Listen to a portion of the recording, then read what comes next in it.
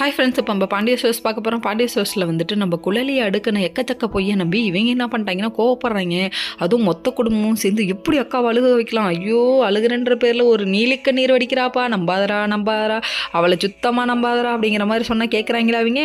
அப்பயும் கோமதி அம்மா என்ன பண்ணிட்டாங்கன்னா, இருடா அவசரப்படாதீங்க, எல்லாரெல்லாம் போகக்கூடாது, தலை இருக்கும் போது வாழ ஆடலாமா, பாண்டியன் போயிட்டு வரட்டும் அப்படின்றாங்க.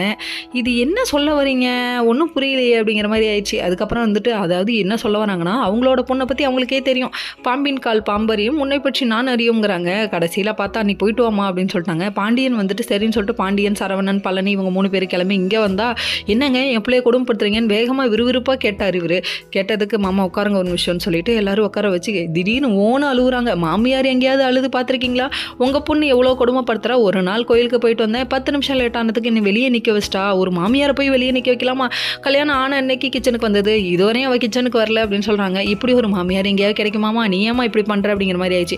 ஒரு பிட்டா 2 பிட்டா சும்மா நங்கூர மாதிரி பொருந்துற மாதிரி எக்கச்சக்க பிட்ட போட்டு விட்டாலே அவள் வேற அப்படின்னு சொல்லிட்டு யோசிக்கிறாங்க. யோசிச்சவங்க அந்த மெசேஜ் எல்லாம் வாங்கி பார்த்துட்டு ரொம்ப கதறிட்டாங்க. ஐயோ என்னடா புள்ள நம்ம வளர்த்து வச்சிருக்கோம்னு அவரே வெக்கப்பட்டு வேதனைப்பட்டு துக்கப்பட்டு துயரப்பட்டு மன்னிப்பு கேட்டு வந்துட்டாரு.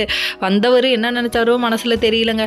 2 சுளியும் குழிப்பணியாரம் இதெல்லாம் வாங்கிட்டு வந்திருக்காரு. எதுக்குப்பா, நீ கடையிலே வாங்கி சாப்பிட விட மாட்டேன்னு சொல்லி பார்த்தா மருமகளுக்காக வாங்கிட்டு வராரு.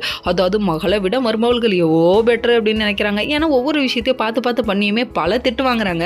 ஆனால் எதுவுமே தெரியாமல் கொலையில அடிக்கிற அலப்பறை இருக்கே தாங்க